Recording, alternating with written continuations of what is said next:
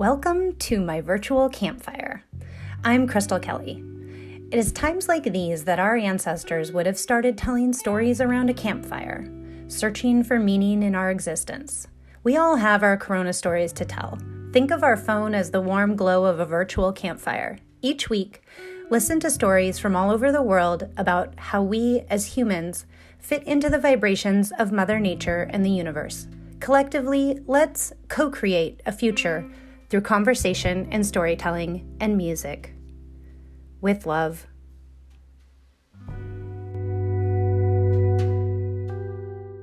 I love doing this podcast. I feel like I'm in my zone. Yeah, I think you are too, because I've listened to several of them. One of them I played as I was falling asleep the other night, was really nice, you know? Yeah, and I think the time is now to change. Yeah. I really do. Yeah. So let's jump into it. Okay. I'm talking to David Walega, and you have been a longtime friend, and we've collaborated on many, many projects. So it's really exciting to hear what you're doing now. And I'll let you explain, David, who you are and what you do. Well, I am so happy, Crystal. This is so much fun. Yeah, we've known each other for over 10 years, I think, through creative endeavors. And when I met you, I was running an organization called Art for Animals' Sake, which has since sort of petered out just because of the pandemic. But basically, we were teaching art classes for kids about being kind to animals. And this followed a lifelong passion of mine for rescuing and caring for animals. And the art classes were so powerful, and we had one at your gallery that you had, because we were introducing young kids to the actual animals, and they were exploring their emotions, and that each individual animal had a character and a personality. And for a lot of these kids, we're talking like 5, 6, 7 years old, they had never met a live chicken or even really considered a chicken being its own person, its own being. Yeah. And to see the way they reacted to interacting with these animals was amazing. And what art did for this was that we would look at their feathers and see how intricate and beautiful each feather was. And like, a red chicken is not a red chicken. There's purples and blues and all different shades of color. So the art was a way of looking at these beings and seeing how amazing they are, and just how amazing the world is in the way that, you know, a feather is not just a feather, it's this intricate layers upon layers of textures and colors. So that was a very passionate project I had of mine. And the idea was to bring kindness to all animals through just understanding and through exploration.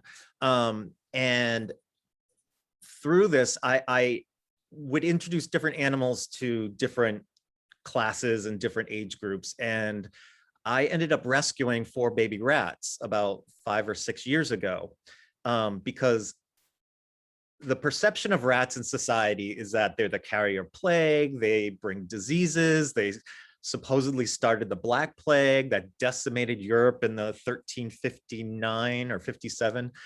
And they have such a bad reputation. So I thought, they're super cute. Baby rats are like the cutest things ever.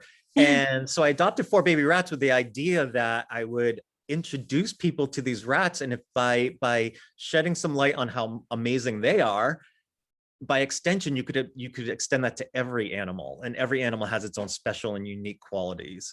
And little did I know that I'd fall madly in love with the rat and the way rats are, and how complex their social lives are, and just how interactive and social they are. And so a few years later, I found out that April 4th is World Rat Day.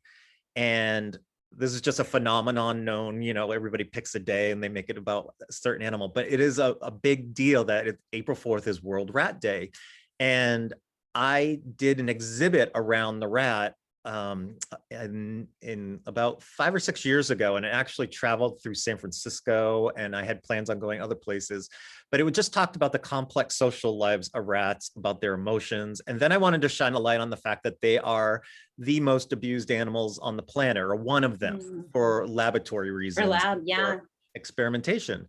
And to me, that really struck a chord because I saw how emotional and how empathetic rats really are. And to think that they are being used by the billions and billions in laboratories across the world was really heartbreaking. And people just don't realize the level of mass, suffering of these animals. And so once you get to know one or several, and you realize how they're like little puppies. I mean, they have, for lack of a better analogy, they attach themselves to you. They have emotions. They come when you call their names.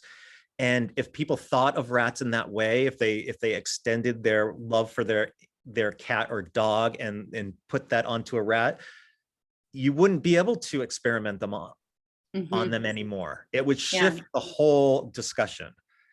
And so there is this thing called the Animal Welfare Act, where certain animals are protected under the law to be treated in a certain humane way. And some animals are excluded, and that is rats, mice, some cold-blooded animals, certain birds are excluded from the Animal Welfare Act. And the reason why is because laboratories, if they started to think of these animals as individuals and feeling individuals that feel pain and emotional anguish, they wouldn't be able to experiment them on anymore. There'd be a public outcry. They would have to spend much more money making sure their lives were filled with, safety precautions, all this different stuff. So if that makes sense. So I found that all fascinating. I think it's all interesting. I think that, it just brought my love for animals to another level, to realize something. I lived in New York City, where I saw the sewer rats. I saw rats in our apartment. I acted just the same as anybody else. But domesticated rats, I mean, all rats have these traits, but these domesticated rats were so lovable and so personable. It really made me think different about animals in general. Have you, since you've had this connection with rats, the common house rat that we, in Seattle, we have them everywhere, especially near the water. And so have you changed your impression of those animals? Yeah, I mean, LA, I lived in Los Angeles, and, they put poison out for the rats to keep rats under control. And rats are opportunists. So they're going to be anywhere where there's food. And so throughout history, they have coexisted with man. And because they're opportunists, they're just much like dogs or cats or any other quote unquote domesticated animal. Like, wild rats have traveled alongside man, because way back in the day, when people were importing and exporting goods and the food, grains and flour, rats would linger because there would be a food supply. So I get that, but the thing that we worked hard on in LA was that this rat poison, and I'm digressing a little bit, but the rat poison that they were putting out was actually having a really detrimental effect on the entire environment, because the rats, not a lot of people don't know this, but rats cannot vomit. So the reason why rat poison is so effective is that they ingest it and then they can't get rid of it. And so they die. But then hawks eat the injured or dead rats, or coyotes. Other animals up the food chain feed off the poisoned rats. So anyway, they've been finding, like, there's mountain lions right inside of LA that are like coveted. People love these mountain lions. And they're finding them coming down with diseases and things like that because their immune systems have been compromised because of the rat poison. So so when I see wild rats, they have their place in the ecosystem. They have everything's interconnected. So and so yes, I have changed my feelings towards the way I view all quote unquote wild animals, because they all have their place. And by the rats and the mice, when their population grows, then hawks and owls and natural predation starts, and so it's all interconnected. And so basically, if we're poisoning the rats, we're kind of poisoning so many other animals, and eventually, I mean, that does trickle to humans too. I mean, anytime you hurt anything, like you said, we're all interconnected, it hurts us. So yeah, it trickles right up through the environment, and they've found it. So they've found it in the apex predators like coyotes and cougars and you know, mountain cats and things like that. So it's become something that we all have to be aware of, you know. And if we're concerned about our environment, we have to think about all creatures in our environment. And it was interesting because right before the pandemic, I was in New Orleans, and they closed down the French Quarter. Well, they found that the wild rats were all coming out to the surface searching for food, and they were talking about it being an epidemic amount of rats that were like flooding the streets of New Orleans. Well, those rats are always there. It's just you're seeing them now.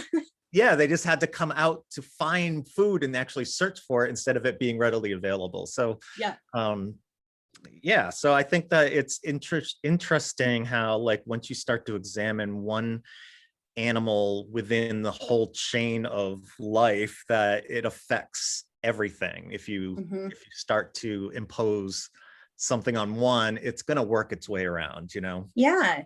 And so explain to me how this ties in with your book that you're writing, the Rattie Uprising, and then also with the clothing apparel that you're working on. Like, tell me a little bit about that. So I have several projects going on that are inspired by my my time with animals in general, and specifically the rat.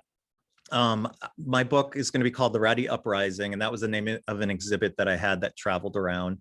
And ratty to me is a term of affection because rat is such a maligned word. The connotation means evil and awful, and rat race and vermin and rodent, and they all have sort of a negative connotation. So ratty was my term of affection for my rats that I had under my care. But the book, I love it because it sounds really cute, and it's kind of shifting people's minds to have a cute connotation instead of like this negative one that most people have. Right. I like it. And the book is really interesting because at first I was just talking about their emotional and social lives and the fact that they're so complex, like all animals are.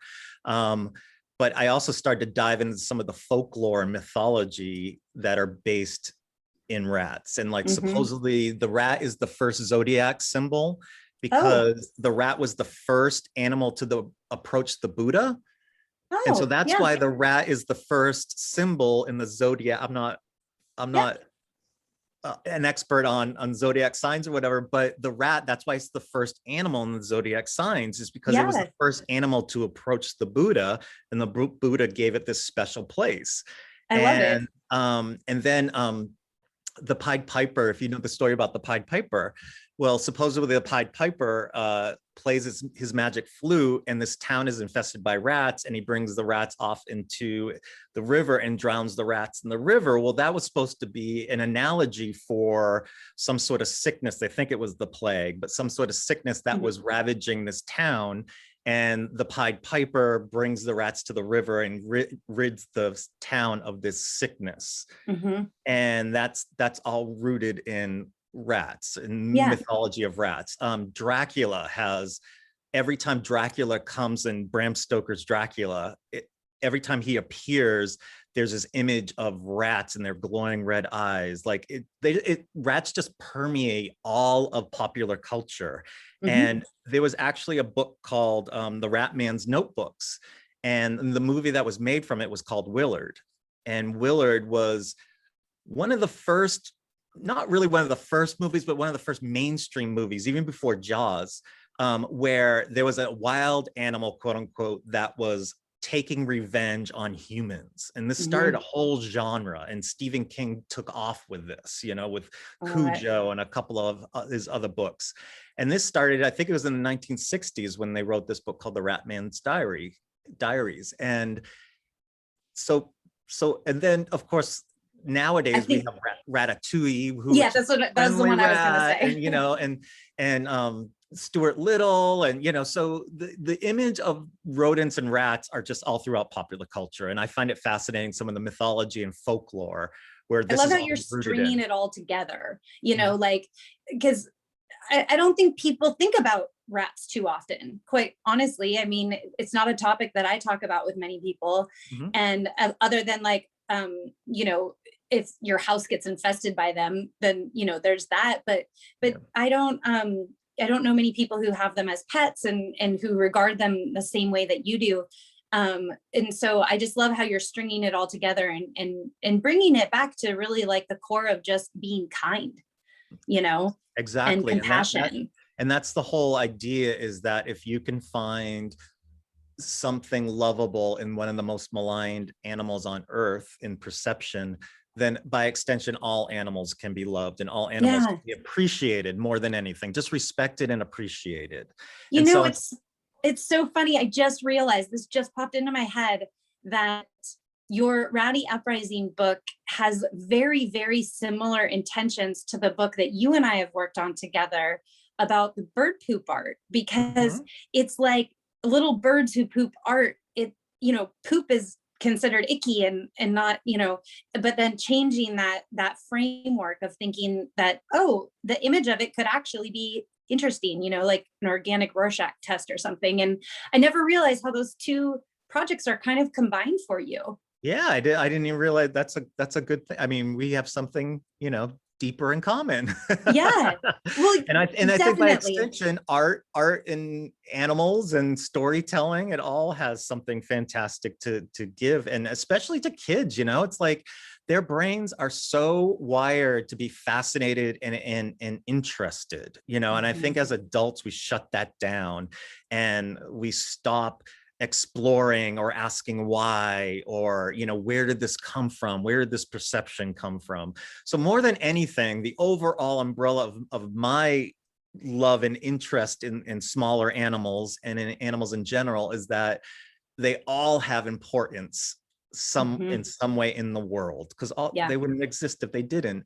And so it's my idea is have a fun look at it, but also it, you know, has a darker side as far as the use of animals, and believing that, you know, every animal deserves autonomy and every animal has a right to enjoy and have a safe life, you know. So the Rattie Uprising it's a study in one particular species, but it could be by extension, it could reach out to Yeah. every Yeah. being. I mean, And so it's just a you've chosen an animal that, like you said, is seeped in our culture, you know. There's no doubt about that. And so, but it's like there in the background.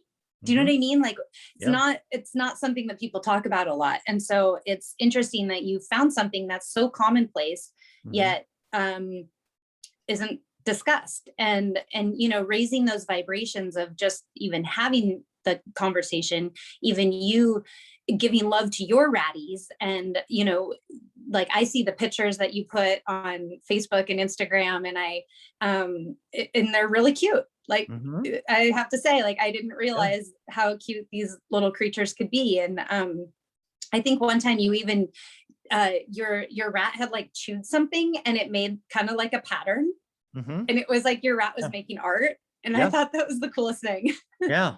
Yeah. And it's just incredible. Like when you really, I started a photo essay, which will be in the book, hopefully when the book finally makes light of day, real close-up photos of each individual rat. So you can see exactly how they are so different.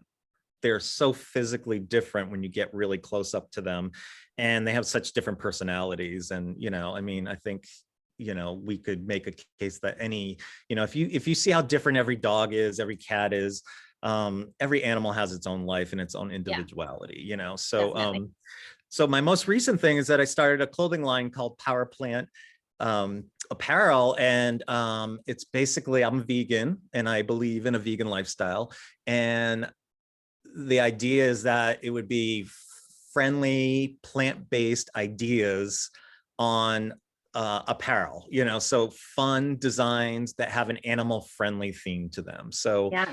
it's something that I can get really excited about. I'm hoping to collaborate with other artists and things and put this together. And then some of the proceeds will go towards some animal rescues. And that could be anything, Yeah. you know, chicken rescues, rooster rescues, pig rescues, whatever. Yeah. I just want to put my passion forward in a way that, you know, we can make some money for some other organizations while furthering the messages of a plant-based diet, which is a nice way of saying vegan diet. Yeah. And we can get all the nutrients we want from a plant-based diet. So it's something that, so, you know, power plants, you know, plants have the power to give us all the nutrients we need. So you don't have to be a vegan, you don't have to be plant-based to understand that we should be kind and to all animals, and it is possible to live a lifestyle where you do not do harm to others. So that's I think I like your design. I think they're cute. I have a bee on my shirt right now. It's one of the ones that you made, and it says brave, kind, and strong. And I love wearing this shirt. I like it. Just, you know, honeybees are like the little workers, you know, even just we couldn't live without bees, you know. I think that might be commonplace knowledge, but I think Einstein said that if bees died,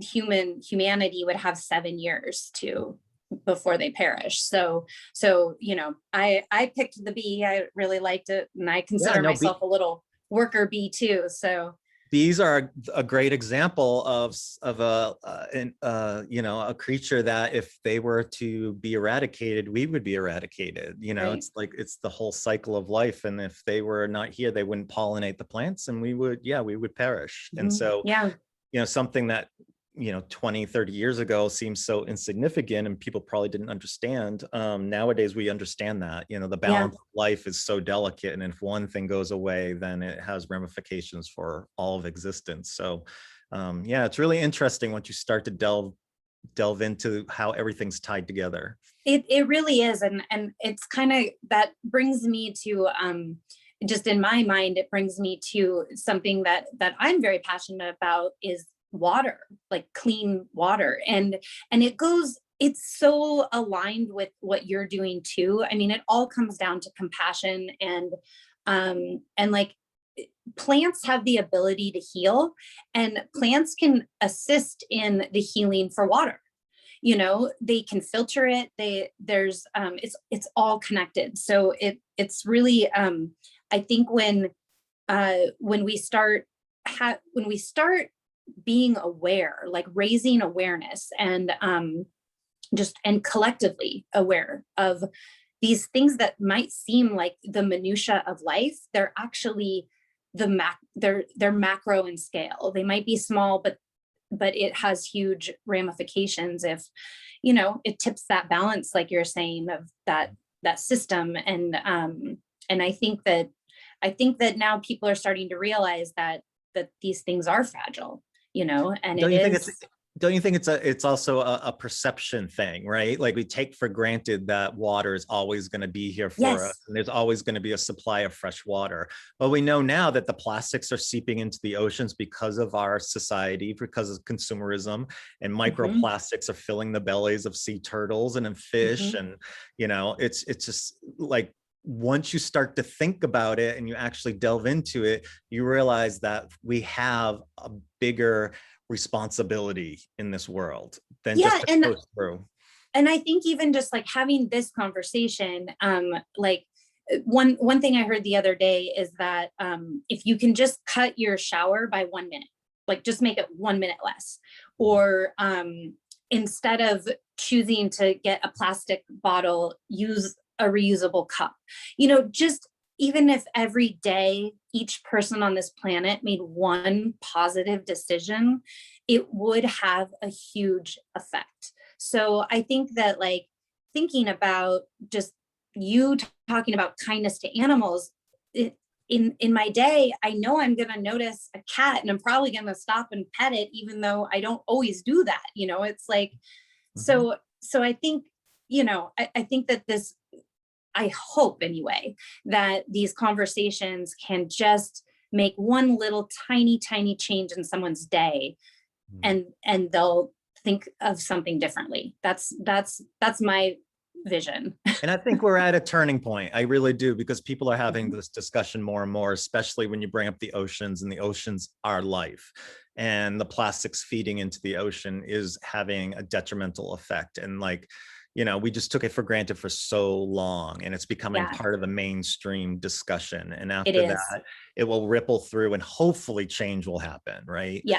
It's so hard these days when you're dealing with a pandemic and you're dealing with, you know, all these different societal issues, to talk about the environment and talk about how we're all connected to the environment. However, that's the future. I mean, if we're not taking care of it, then we are, you know, we're burning the house down. We're not gonna have a place to live.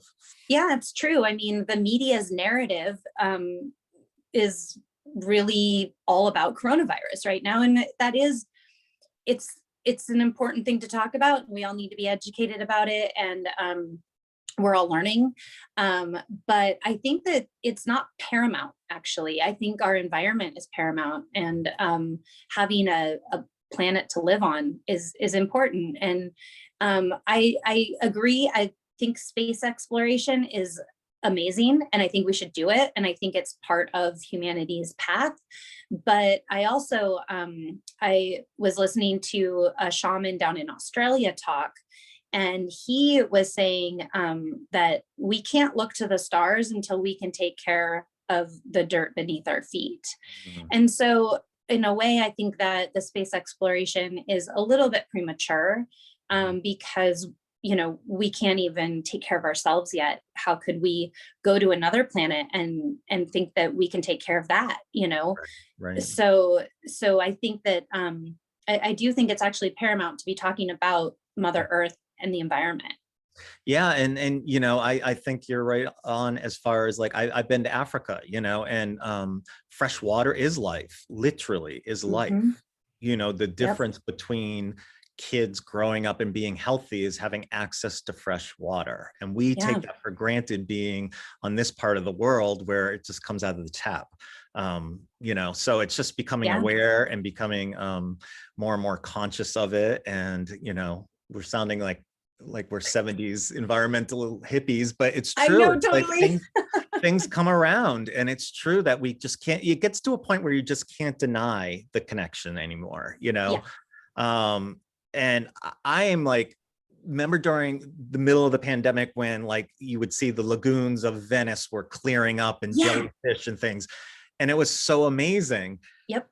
And you notice that when we take a step back and a break and give the planet just a second, it will come back. And it's kind of like so amazing that our effect on our environment is so obvious. It is. So if we can all just act a little bit kinder, a little bit more empathetic towards this fragile world we live in, that we could make it really, you know, make it safer for everyone. And I don't know. And that is, I think it's so attainable. And I'm just like a crazy optimist, but I think that, like you said, there's like a shift going on, or an awakening, just a higher level of awareness. And it only required a brief pause. Like we needed to just kind of step back. I know during this pandemic, I've done a lot more meditating than I usually do, slowed down in a lot of ways. Even though my creativity has sped up,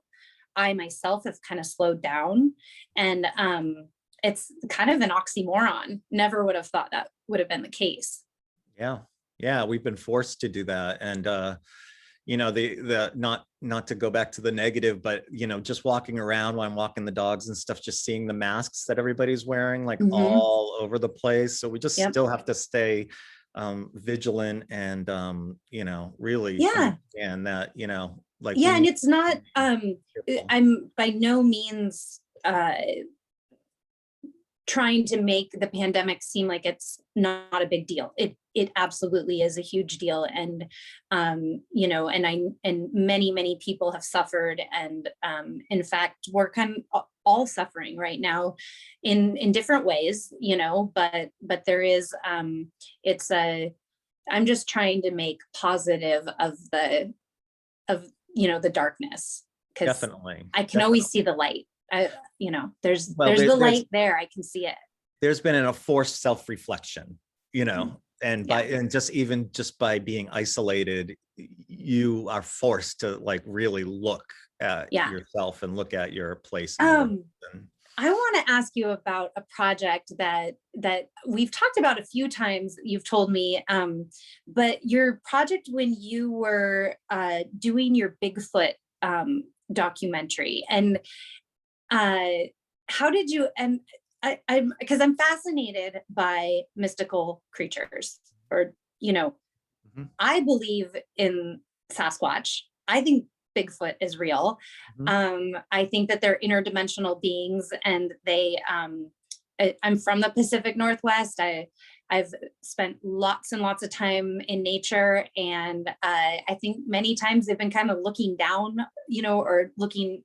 They're there. Their presence is there, and so I'm really fascinated. I know you know way more about the topic than I do, and so I love to talk about Bigfoot for a minute. Okay. Yeah, I mean, I started this documentary because this is way back. This is in the 90s, before all these like television shows are now on. I started researching this one guy named Grover Krantz because he was the first academic that threw his hat in the ring to research whether Sasquatch or Bigfoot existed. And he was a total character. And my point of view on the whole thing was that these Bigfoot researchers, we're talking in the 60s, were giving up careers, family, it wasn't like a coincidence that a lot of them were divorced, giving up everything to research this mythological creature or, real being. Yeah. And I wasn't necessarily dissecting the evidence. I was more interested in the fact that these folks were so convinced or so driven. They were like artists that had to create, that they would give up everything in researching this being. And I do think there's something to it. I mean, there's too much evidence. There's too many. I mean, we could have a whole show about that to refute that there's something going on. But the fascinating part is that it takes your imagination, and you go like, if every culture on the face of this planet has some sort of legend of Bigfoot or Sasquatch, how can we negate the fact that there's something going on? And whether it's humankind's need to imagine and have this wild, idea of the wild man or the wild creature living on the fringes of society, it's so fun to think about. And then these people take it a step further and they give up everything to go researching this, and it's just amazing to me. That talk about devotion and talk about like really putting your energy where you're, putting all your energies towards one thing and truly believing.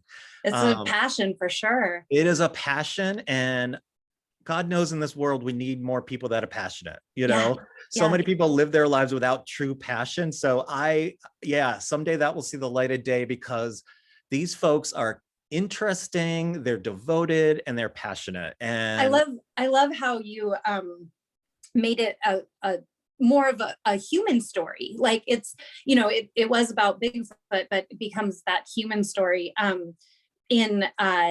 When I went to Russia, in Siberia, the indigenous people there, they call their Sasquatch the Almas, and they very much believe they're still there. They put offerings out, and when they talk about Almas, they talk about them as people beings, like with personalities and all these things. And I just assumed, when I was there, I didn't do research on this before I went, but I assumed that they were real, like they were definitely there. And then when I got home, I happened to go on Wikipedia to look up Almas, because I thought, oh, I'll see what the internet says about them. And on Wikipedia, it says they're mythical creatures. And I was like, wait, I thought they were real. Like I was there, like they talked to them, so it was really interesting to me. And then I realized that the Almas are basically a Sasquatch and a Bigfoot, and it's all kind of the same. So across all mountainous regions and these like high energy kind of vortexes of Earth's energy grid is where I think that they live.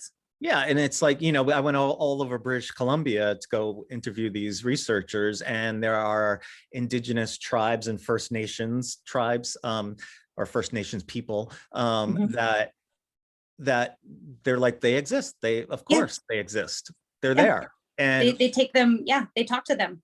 It's just known. And here are these Sasquatch, quote unquote, hunters that are looking for them, and they're never going to find them because it's a way of thinking. It's like, if we invite them in on some sort of telepathic level, then we will see them, we'll be able to communicate with them. But by hunting them, by pursuing them, you're never going to find them.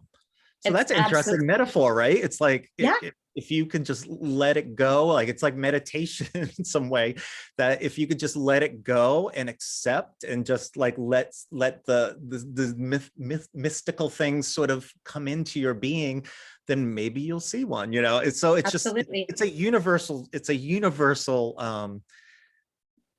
theme. I think that's why I took that route, you know, because it's people wanting to discover and wanting to prove something that maybe can never be proven, and or not they can still find some satisfaction in that, you know. It's like they could live their entire lives and never get real proof, and I'm putting air quotes around that, but it's just the passion is what makes it worthwhile. And so the proof that you're talking about, I think, is just so that humans as in Western society, the way that we think, doesn't believe, and unless we see it or feel it with like our five senses. But in indigenous cultures, and there's more than our five senses, you know, like you mentioned telepathy, there's, you know, clairvoyance, there's psychic awareness, there, you know, there's all of these things, and they all are real. It's just everyone's ability to feel them, or you know, it fluctuates. You know, there's some people that can remote view, and there's, you know, other people that say there's no way, that they're not doing it, it's fake, or, you know, because they want some sort of proof. But the proof is each person's individual version of reality, because we all see things differently. So I'm open to accepting if someone really feels it. Like, you can tell when someone's like, I believe this is real, and this is why I experienced it, and they tell you the story and everything. I think those are real stories. I do too. And to bring this back to the animal theme, that I spent some time in Thailand where I worked with elephants that had been saved. And there's theories that as humans, we're not smart enough to understand how smart elephants are. And my example is that when a female elephant becomes pregnant, the whole herd feels it, understands it before physiologically she starts to even show symptoms of being pregnant. And there is this intelligence and this, I don't know what you would describe it as. It's not telepathy necessarily, but there is something just known on a base level that we could never prove because we are so limited as humans. We've cut ourselves off from that. That the other elephants understand, and they start protecting that mother, and they start to decide who's going to, you know, help guard the baby. And there's a deeper intelligence and a deeper, what would you call that? You know, a stream of consciousness that we just don't necessarily understand. So therefore it doesn't exist. And that's ridiculous. Because we have become so cut off from a lot of these essential thoughts and feelings, you know, and animals just seem to, some animals just, if we paid attention, we would see that there's something much deeper going on, going on. I call it the language of subtleties, and that it's an interspecies revolution. And I believe that it's not just humans right now that are kind of waking up. I think it's all connected to Mother Earth going through a healing process, and maybe an ascension to a little, maybe these dimensions will become more clear to people soon. I know the conversations are definitely happening because I've, worked with shaman and medicine people all over the world, and they've been holding these wisdoms for a long time, and they are kind of our bridge to that new world. Really, it's like the old world, but it's the new world too. So, well, do you think that it's a part of like when people are in great distress, all of a sudden they have this faith in God, right? They call out to God, like, oh God, help me. Do you think that collectively, like, since the world is really going through like great stress, and great, it always has, but I mean, it feels like right now collectively we all really, especially because of this pandemic, and out of that grows greater understanding of maybe our place in the world, or a greater awareness. And I think that's no coincidence that people are starting to be more meditative and thinking more beyond their physical bodies, and I don't know, it seems interesting. And that's a whole nother another study theme that we could go on, but it seems that way. I think you're spot on. I describe it as because when I've experienced portals in high energy places, like in the mountains and stuff, I think that right now there's a global portal opening, and I think that we're pushing through it one by one. Every individual is at some point coming to peace with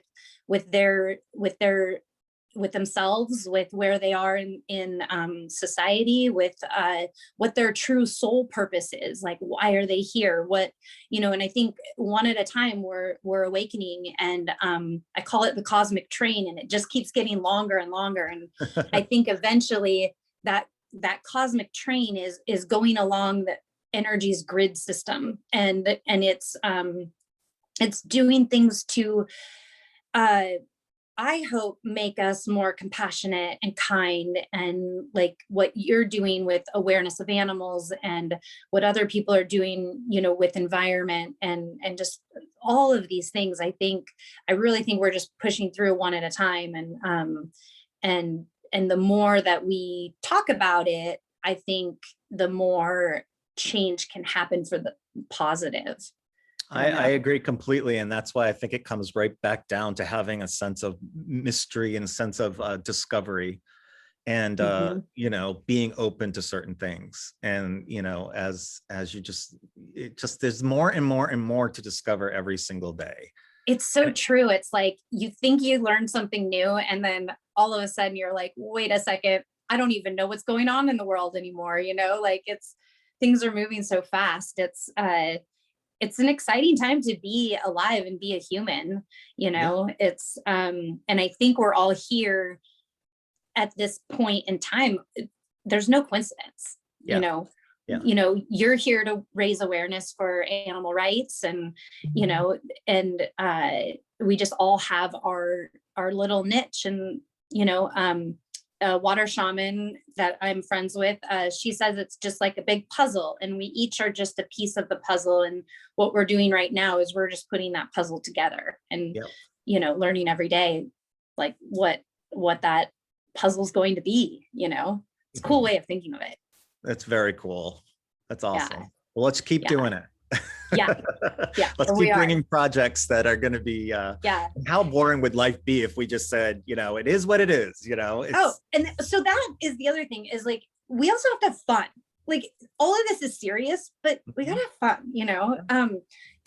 But I think we've covered a lot of subjects in this short time. But for anybody listening, this is how me and Crystal talk, and and it's a fascinating way of conversing, because there are mysteries to the world. And I just think that as long as you're creating podcasts and I'm writing, and we bring things to people that are potentially piquing their interest, that life can be fun and interesting and important. And and I remember when at my art gallery, when you'd have your classes, and for a while we had a white wall gallery, but we would have kids art classes in it, which is kind of unusual a little bit. And people would walk by, and I remember like there'd be chickens running around in there, and like the kids are having so much fun. They're just so engaged, and people would stand at our windows and watch the class, and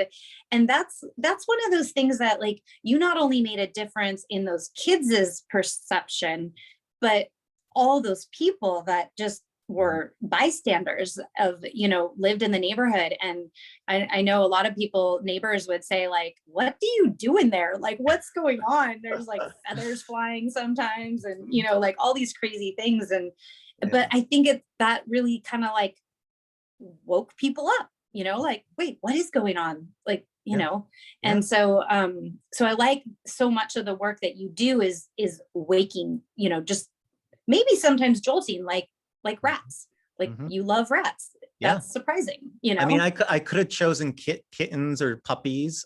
I thought that, or bunnies, or bunnies. Yeah. Something that's more cuddly and more acceptable, but it's also like you need to find something that's a little bit more unique. And it wasn't like I absolutely went out and looked for the most maligned animal to champion, it just so happened that way. And, so it came to you. A little bit of a blessing, right? Yeah. And so to have something that's a little bit more unique is a good way of entering into a conversation. And that's basically the bottom line, is that let's have a conversation about and look at the way our conversation intertwined into so many different subject matters by talking about some of these things. So it's infinite. It could go on forever. It is. I love that. It really is. And really, if we talk about what humanity's gift is, in my mind, it's creativity. And that's like music and writing, art, anything, just to have your mind go in a spot that you didn't expect it to go. I think that's beautiful. Like a happy mistake. What was his name? The painter that used to be on Channel 9, and he would Bob Ross. Happy little bush, happy little mistake. He's like, oh, I made a mistake here. This is a happy mistake now. It's a happy tree. I loved him. Yeah, he's amazing. Well, thank you so much for having me. Yeah. Thank you for taking the time out of your, like, I know how hard it is to stay in that creative zone, and it's so important to be there, but sometimes, stepping out of it and kind of having a conversation can maybe give you a little bit of inspiration, or, something to fuel that creativity. And we all need it right now. We all need it, and we need to stay connected. So this is a beautiful thing that we can talk across the country and still be talking about things that are that go back 10 years and it still makes sense. And and we feed each other's ambition to create and to think outside the box. That's what I love about talking to all the people I'm talking to are either artists or musicians or change agents, they use their creativity, like they're thinking with their whole brain, and it's, for me, it's inspiring because it's fueling my creativity, and it's been exciting and fun, and doing a new project is it's exhilarating. So it's just been encouraging, and it's also really encouraging to hear how you're reframing your artwork and really making it come to light. And I love your plant-based apparel. I think it's such an awesome concept, and I know I'll be telling everybody about it. Cool. So I'll put the link to your website on the podcast, on the main podcast thing, so people can find it easily. And it's all exciting stuff. Awesome. Thank you so much. Yeah. Let's talk again soon. Yeah, let's do it soon. Okay. All right. Bye-bye. All right. See ya. If you like what I'm creating here on my virtual campfire, please subscribe and give me 5-star reviews so that I know these conversations are worthwhile to others. I love doing this, and I hope you love listening. Thank you.